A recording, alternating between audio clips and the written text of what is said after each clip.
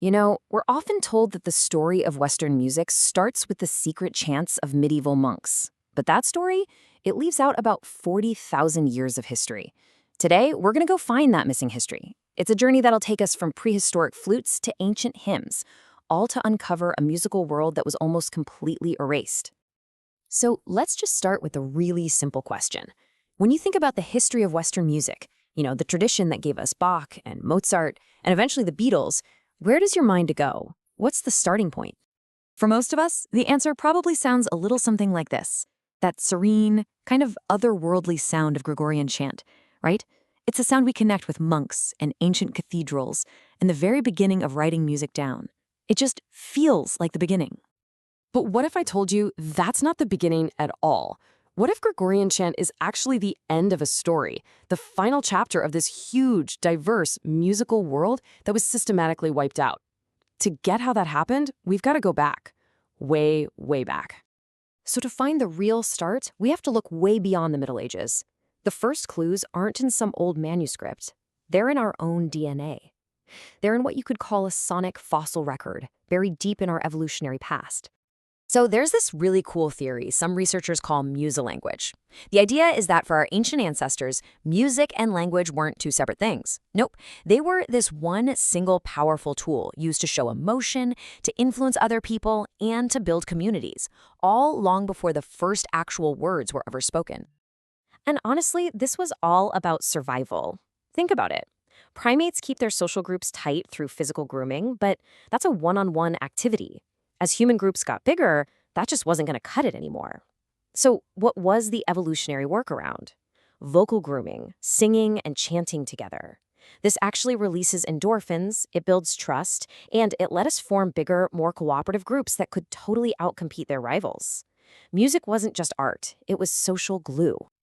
Now, this is where it gets really interesting. What about physical proof?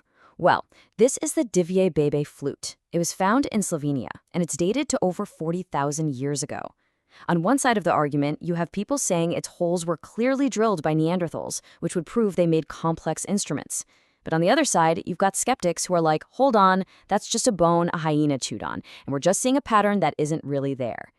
It's a fantastic archaeological whodunit. Okay, so while the Divje Bebe flute is still up for debate, these are not. These were found in Germany, dated to 42,000 years ago, and they are carved from mammoth ivory.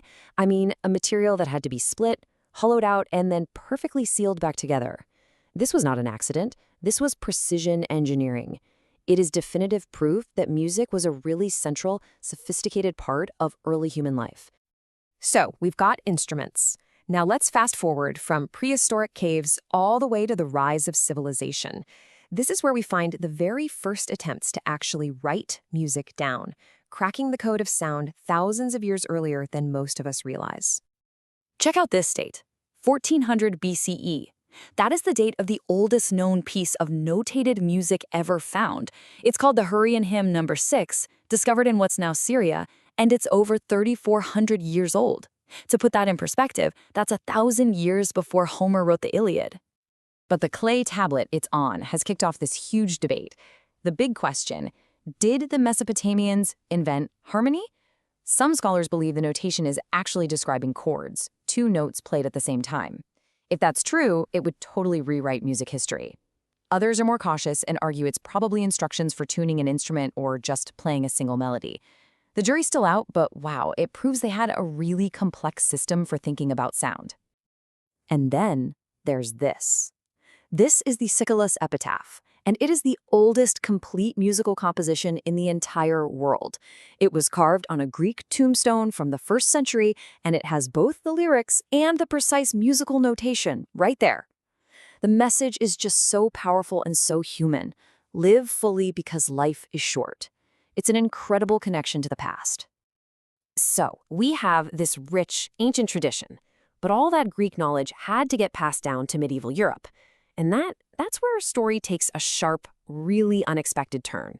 It comes down to a single translation error, a 1,000-year-old mistake that would set the course for all of Western music. It all comes down to a translation mistake. The Roman scholar Boethius was trying to document Greek music theory for future generations, but he got it wrong. He mixed up the names and the structures of the Greek scales, or modes. You can see the error so clearly here. What the Greeks called the Dorian mode was an E to E scale, but medieval folks, reading the mistaken translation, applied the name Dorian to a completely different D to D scale. The consequences of this were just massive. The whole system of 8 church modes, which is the absolute foundation of Gregorian chant and all the music that came after it, is based on this fundamental mix-up. As one source put it so perfectly, Western music theory is basically dressed in the stolen clothes of Greek theory, claiming an ancient authority it doesn't really have. So this brings us to the world right before Gregorian chant completely took over. And you have to realize, it wasn't a silent world just waiting for some music to show up.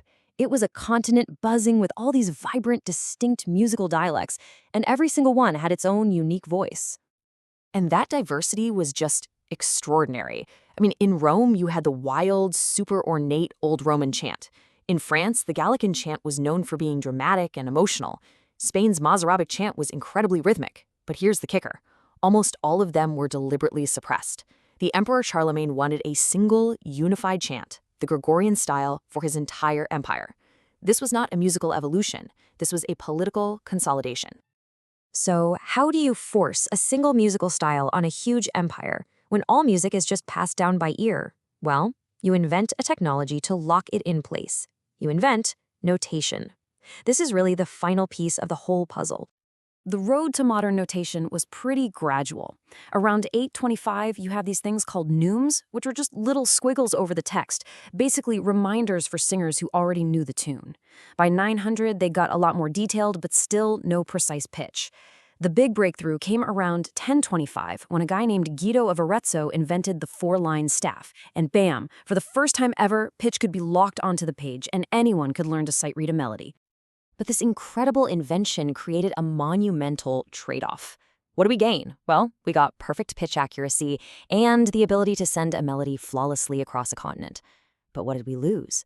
We lost the rhythmic subtleties, the freedom to improvise, and the unique character of countless oral traditions. The music was saved, sure, but it was also caged. Which leaves us with a final big question. Gregorian chant wasn't the beginning of music, but it was the beginning of written music. So we have to ask ourselves, by finally capturing sound on a page, do we really preserve it for eternity, or do we just trap it? Do we silence the incredible diversity that came before? It's a question that really changes the way you hear all of history. Thanks for watching.